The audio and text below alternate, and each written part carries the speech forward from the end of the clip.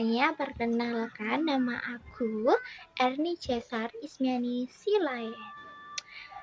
Di video ini, aku akan menjelaskan mengenai apa itu supervisi akademik, tujuan dan peran dan ruang lingkup, dan juga supervisi manajerial. Jadi, tetap nonton video ini ya. Langsung saja ke pembahasan pertama. Itu mengenai pengertian supervisi akademik.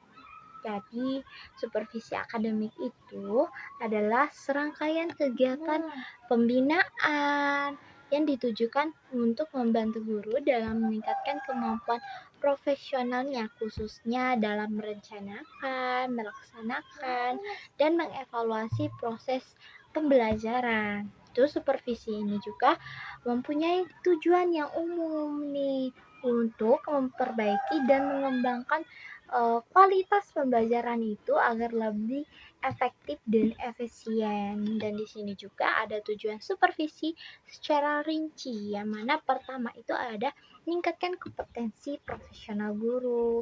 Kedua, membantu guru itu dalam mengatasi kesulitan dalam pembelajaran yang berlangsung di kelas. Terus, ketiga itu meningkatkan kualitas proses dan hasil belajar peserta didik. Terakhir itu ada mendorong guru untuk terus berinovasi dalam pembelajaran. Terus, apa saja sih ruang lingkup supervisi akademik? Yang pertama ini ada ruang lingkup supervisi itu RPP, yaitu perencanaan pembelajaran atau modul ajar yang akan dilaksanakan dalam proses pembelajaran yang berlangsung di kelas. Terus kedua itu pelaksanaan pembelajaran di kelas. Terus yang ketiga itu ada penggunaan metode, media, dan sumber belajar yang mendukung proses pembelajaran yang berlangsung. Terus yang terakhir yang kelima, penilaian dan evaluasi hasil belajar. Terus yang terakhir itu ada pengelolaan kelas. Dan juga di sini ada beberapa peran supervisi akademik, di mana ini juga peran utamanya, yaitu yang pertama itu meningkatkan kompetensi guru, yang dimana membantu guru itu dalam merancang RPP yang tadi saya bilang, yaitu merancang itu seperti modul ajar yang akan dilaksanakan di kelas. Terus memilih metode, media, dan strategi pembelajaran yang efektif. Terus yang kedua itu meningkatkan kualitas proses belajar mengajar. Jadi dalam itu melalui observasi kelas, umpan balik konstruktif, dan reflektif bersama.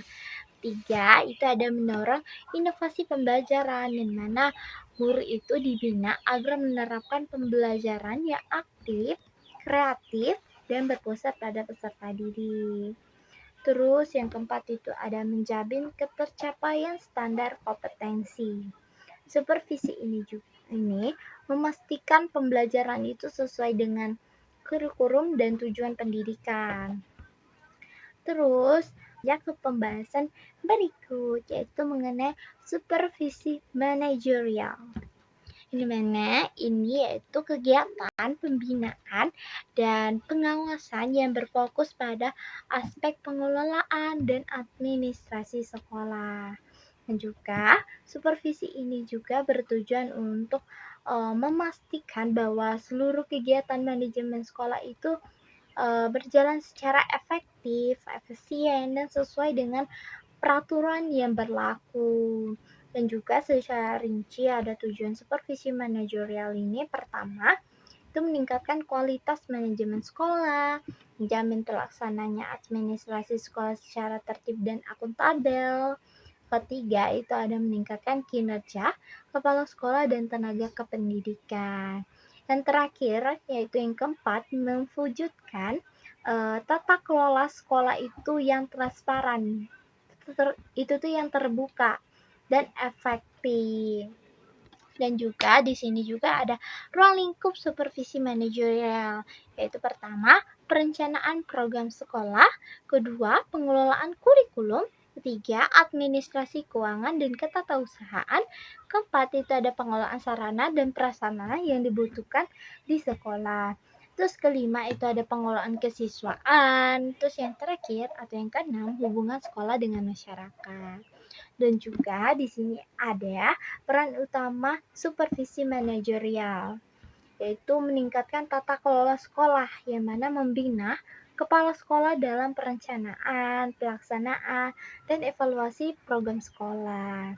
Terus berikutnya itu mengoptimalkan sumber daya, di mana pengelolaan sumber daya manusia, sarana dan prasarana, keuangan, dan administrasi itu secara profesional. Terus yang ketiga itu menciptakan iklim sekolah yang kondusif, yang mana nyaman, tertib, terus transparan dan kolaboratif mendukung pembelajaran yang berkualitas. Terus keempat itu ada menjamin pemenuhan standar nasional pendidikan, mana termasuk standar pengelolaan, pembiayaan, dan sarana dan prasarana. Baiklah, itu saja yang bisa saya sampaikan.